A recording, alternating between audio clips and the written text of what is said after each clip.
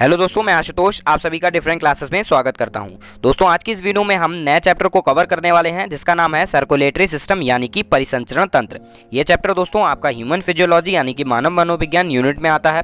इससे पहले दोस्तों हमने 3 चैप्टर कवर कर चुके हैं। पहला नाम था उसका डाइजेस्टिव सिस्टम, दूसरा रेस्पिरेटरी सिस्टम और तीसरा था हमारा नर्वस सिस्टम। अगर आपने अभी तक वो चैप्टर नहीं कंप्लीट किए हैं तो उनकी लिंक मैंने नीचे डिस्क्रिप्शन बॉक्स में दिया, वहां जाके उन चैप्टरों को कंप्लीट कर सकते हैं। और इस यूनिट से रेलवे एसएससी कम से कम 60% क्वेश्चन पूछता है, तो इसीलिए आप इस यूनिट को अच्छे से तैयार कर लीजिए क्योंकि आपके रेलवे और एसएससी के एग्जाम भी होने वाले हैं। तो चलिए दोस्तों इस वीडियो को हम स्टार्ट करते हैं और इस चैप्टर में हम पहले कुछ बेसिक कॉन्सेप्ट सीखेंगे, उसके बाद प्रीवियस ईयर के क्वेश्चनों के थ्रू इस चैप्टर को कंप्लीट करेंगे। तो चलिए देखते हैं। तो दोस्तों पहले हम जानते हैं परिसंचरण तंत्र यानी कि सर्कुलेटरी सिस्टम है क्या। तो ये दोस्तों होता क्या है, तो ये परिसंचरण तंत्र या वाहिका तंत्र अंगों का वह समूह है जो शरीर की कोशिकाओं के बीच पोषक तत्वों का आदान प्रदान करता है। इससे रोगों से शरीर की रक्षा होती है तथा शरीर का ताप पीएच स्थिर बना रहता है। मतलब क्या हुआ, तो जो परिसंचरण तंत्र होता है इसमें क्या होता है, इसमें ऑक्सीजन का आदान प्रदान होता है, इसके साथ साथ पोषक तत्वों का भी आदान प्रदान होता है, जिससे कि क्या होता है हमारी जो रोगों से लड़ने की क्षमता जो होती है वो बढ़ जाती है और हमारे बॉडी का टेम्परेचर भी क्या होता है, स्थिर रहता है। तो यही सब काम किसका है, परिसंचरण तंत्र का है। जैसा कि आप यहाँ पर देख सकते हैं, जो हमारे यहाँ पर इधर रेड रेड है इसमें क्या होता है, इसमें प्योर ब्लड होता है, और जो हमारे ये ब्लैक ब्लैक है, ब्लू ब्लू दिख रहा होगा, इसमें क्या होता है, इम्प्योर ब्लड भरा हुआ होता है। चलिए दोस्तों हम आगे जानते हैं। अब उससे पहले अब हम जानेंगे कि परिसंचरण तंत्र यानी कि सर्कुलेटरी सिस्टम के 2 प्रकार के होते हैं। पहला दोस्तों होता है हमारा खुला परिसंचरण तंत्र जिसको हम ओपन सर्कुलेटरी सिस्टम बोलते हैं, और दूसरा हमारा होता है बंद परिसंचरण तंत्र जिसको हम क्लोज्ड सर्कुलेटरी सिस्टम बोलते हैं।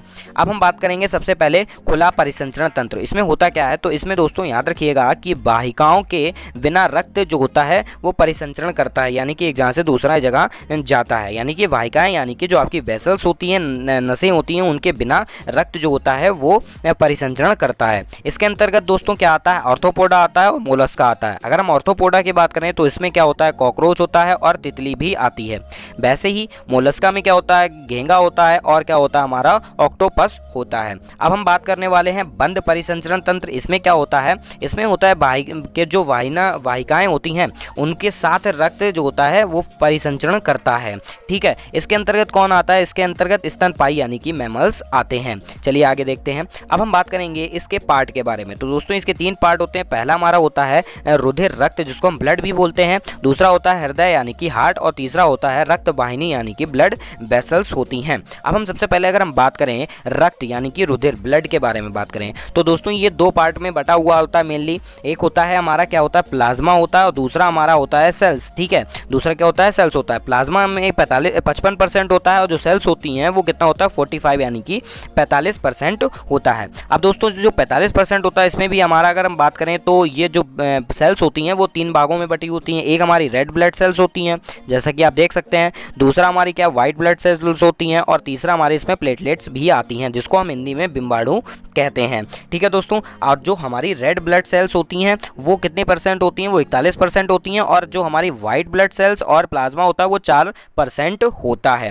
तो दोस्तों ये तो हमने बेसिक नॉलेज ले ली। अब हम इससे रिलेटेड क्वेश्चनों को लगाते हैं। तो जैसा कि पहला क्वेश्चन हमारा दिया हुआ है कि रक्त एक होता है, तो दोस्तों बताइए रक्त एक क्या होता है। ये क्वेश्चन पूछा भी जा चुका है। तो रक्त एक क्या होता है, यह एक होता है संयोजी ऊतक। क्या होता है, संयोजी ऊतक होता है। चलिए अगला प्रश्न देखते हैं। अगला हमारा दिया हुआ है कि रक्त शरीर में क्या कार्य करता है। तो रक्त जो होता है वो हमारी बॉडी में क्या कार्य करता है, तो याद रखिएगा सारे शरीर में ऑक्सीजन पहुंचाता है, जैसा कि हमने आपको बताया भी था। तभी हमारे क्या प्योर और इम्प्योर ब्लड होता है। अगर प्योर होता है तो ऑक्सीजन मिली हुई होती है, और इम्प्योर होता है तो उसमें कार्बन डाइऑक्साइड की मात्रा ज्यादा होती है। चलिए अगला प्रश्न। अगला दिया हुआ है कि मानव रुधिर यानी कि ह्यूमन ब्लड का पीएच कितना होता है। तो दोस्तों बताइए कितना होता है। तो चलिए हम बताते हैं, इसका पीएच 7.4 होता है। ये बहुत ही इंपॉर्टेंट प्रश्न है, रेलवे ग्रुप डी में बहुत बार पूछा गया है। अगला प्रश्न हमारा दिया हुआ है कि मनुष्य के खून का पीएच कैसा होता है। अब दोस्तों देखिए अभी हमने जाना कि उसका पीएच वैल्यू जो होती है वो 7.4 होती है, और अगर 7 पर क्या होता है, जो भी चीज होती है वो उदासीन होती है। अगर हम 7 से ऊपर बढ़ते हैं यानी कि उल्टे नंबर की ओर, जैसे 6 5 4 3 अगर ऊपर जाते हैं, जितना भी ऊपर जाएंगे तो वो क्या होगा, हमारे उस अम्लीय उतनी उसकी मात्रा अम्लीयता बढ़ेगी, और जितना हम नीचे आएंगे उतना ही क्या होगा, वह क्षारीय बनता जाएगा। जैसे 7 से 8 हो जाएगा, 9 हो जाएगा, तो ऐसे क्षारीय बढ़ता जाएगा। तो अब क्या है, 7 पे जब उदासीन होता है, 7.4 पे क्या होता है, 7.7 पे होता है उदासीन, और 7.4 होता है, तो इसका दोस्तों याद रखिएगा क्या होगा, ये कम क्षारीय होगा। अगला प्रश्न अगला दिया हुआ है कि मानव रक्त यानी कि ह्यूमन ब्लड यदि अम्लीय निम्न पीएच हो जाए तो क्या होगा। अब इसका निम्न पीएच यानी कि अम्लीय हो जाए तो क्या होगा, तो इसकी कंडीशन क्या होगी, हीमोग्लोबिन की ऑक्सीजन वहन क्षमता कम हो जाएगी, यानी कि जो हीमोग्लोबिन है वो ऑक्सीजन ले जाने में क्या उसको प्रॉब्लम होगी। ठीक है, अगला प्रश्न अगला दिया हुआ है, कणिकाओं के बिना रक्त के तरल अंश को कहते हैं। तो कणिकाओं के बिना, अभी हमने आपको स्टार्टिंग में भी चैप्टर में समझाया था कि कणिकाएं होती हैं और क्या होता है, उसके साथ साथ हमारा प्लाज्मा होता है, तो इसका आंसर क्या हो जाएगा, प्लाज्मा सही हो जाएगा। अगला प्रश्न दिया हुआ है कि मानव रक्त में कोशिकीय अंश का कितना प्रतिशत प्लाज्मा होता है। तो ये अभी हमने आपको बताया कितना प्रतिशत प्लाज्मा होता है, तो ये होता है 55% प्लाज्मा होता है। जो हमारा 45% बचा उसमें हमारी कणिकाएं यानी कि सेल्स आ जाती हैं।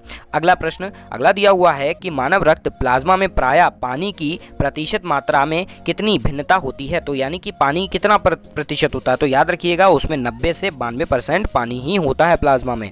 चलिए अगला प्रश्न अगला दिया हुआ है कि रक्त का ग्लूकोज स्तर सामान्यतः व्यक्त किया जाता है। तो जो ग्लूकोज स्तर होता है रक्त में वो किससे व्यक्त किया जाता है, वो व्यक्त किया जाता है मिलीग्राम प्रति डेसीलीटर में व्यक्त किया जाता है।